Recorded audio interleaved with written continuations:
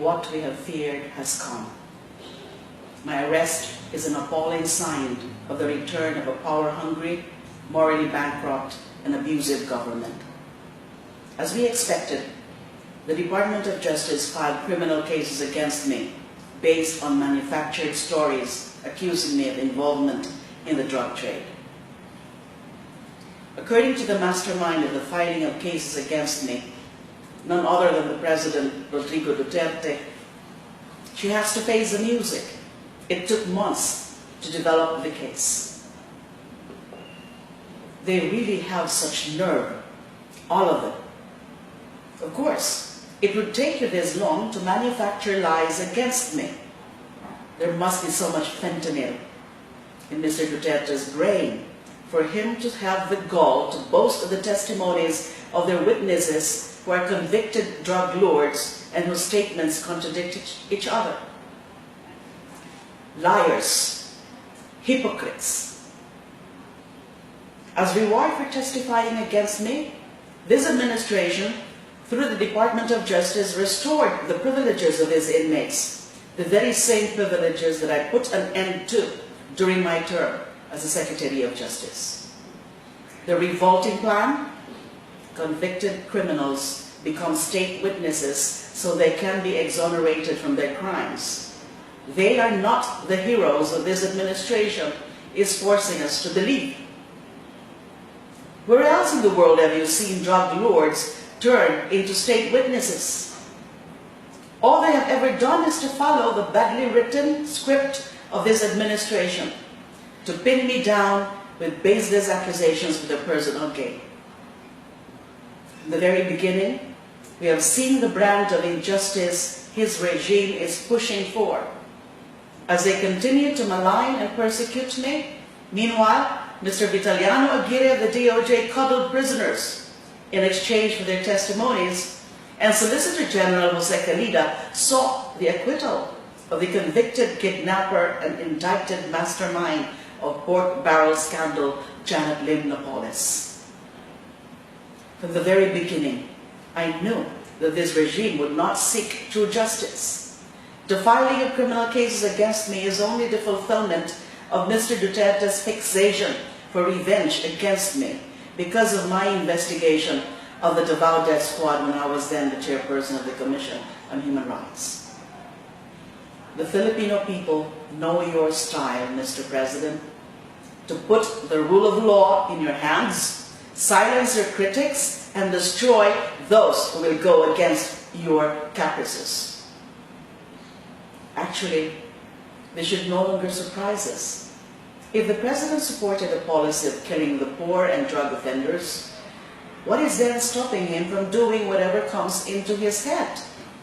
Absolve big-time drug lords, acquit a kidnapper and queen of pork barrel scandal, fabricate stories and plant evidence against his critics, which he admitted he used to do when he was a fiscal, and continue killing the poor with impunity. We all know that every action of the President has no clear basis. He does it on a whim, not because it is right or wrong, but because he can do it and we are letting him. This is impunity. Whatever he does, he is confident that he is free from any punishment. This all started when he discovered as mayor of Davao City that he could kill people without accountability. Truth is, even though he has killed over 1,000 in Davao and over 7,000 throughout the Philippines with his death squads and rogue police, he has yet to pay for it under the law. But perhaps now he can be made accountable for his horrible crime against humanity. Recently, the President's right-hand man in the Davao Death Squad, Police Officer Arturo Las Cañas, finally revealed himself. Just like his former comrade, Edgar Matobato, he too made a public confession about the killings they carried out in Davao City upon the orders of President Duterte himself.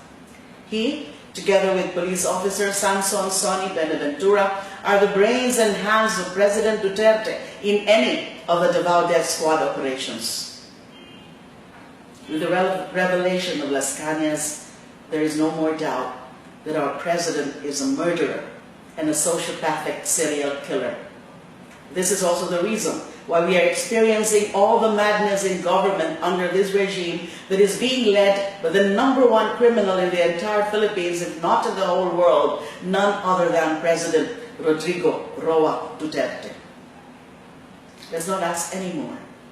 How come there seems to be a reunion of questionable characters under the Duterte regime, from the Marcoses to Arroyo and up to Napoles, together with the lawyers and operators? Also, there are the main enforcers of President Duterte's orders, Secretary Aguirre and Solgen Calida, who are among the abusive and arrogant officials in our government.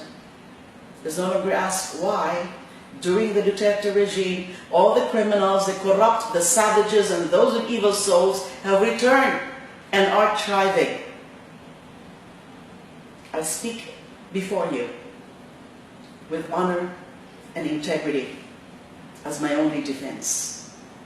As former Human Rights Chairperson and Justice Secretary, I can look everyone straight in the eye and say, my track record as a public servant has never been tarnished by any wrongdoing except until now based on manufactured lies. I have never used and will never use my position for my personal interest. I say, I am innocent. I have never betrayed, and I will never betray the trust of my country and the Filipino people. Clearly, this administration has evil and dangerous plans to make an example of me, to intimidate, silence, and destroy anyone who dares challenge them, to draw public attention away from the government's abuses and failures, and to cover up their most murderous war on drugs. In the past 7 months, the death toll of his war, or of this war, has exceeded the number of deaths recorded during the 14 years of martial law and the Marcos regime. The fight is not mine alone.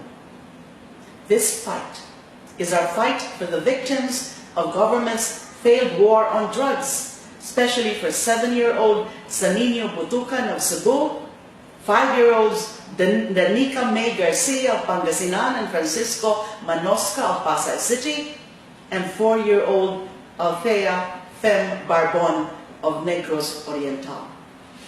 Perpetrators of these hideous crimes have no conscience. Even worse than them are those in power who allow this to happen. From all this violence, killings, and crooked governance of the Duterte regime, clearly, I am not the public enemy #1 here, but this regime who has no respect for basic human rights, especially the right to life. Since the start of his term, Mr. Duterte has brought in the entire machinery of the state to silence me and to destroy my person, credibility, and honor as a woman.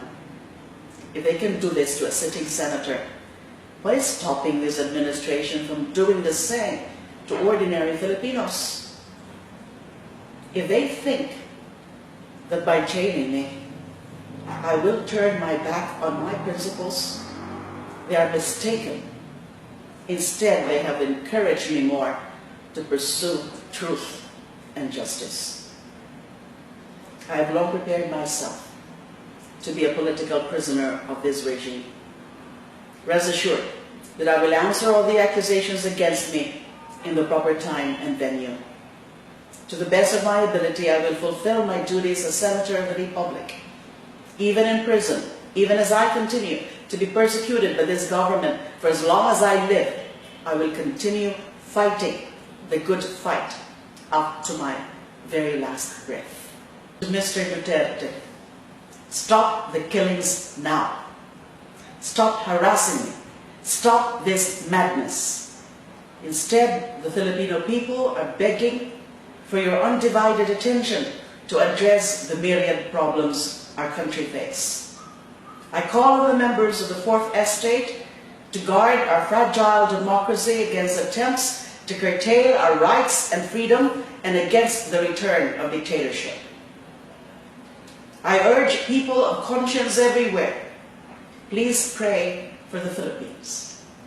I ask you to remain vigilant and continue to fight so that true justice and respect for human rights prevail. Let us not allow this administration to continue violating our Constitution, disrespecting our laws, and taking the lives of our countrymen. I am hopeful that we will not remain silent in the face of the daily killings taking place in our midst, the flagrant violations of our fundamental rights, and the deliberate efforts to poison our minds and that of our children. Let us fight for our rights. Let us fight for justice. Let us fight for democracy.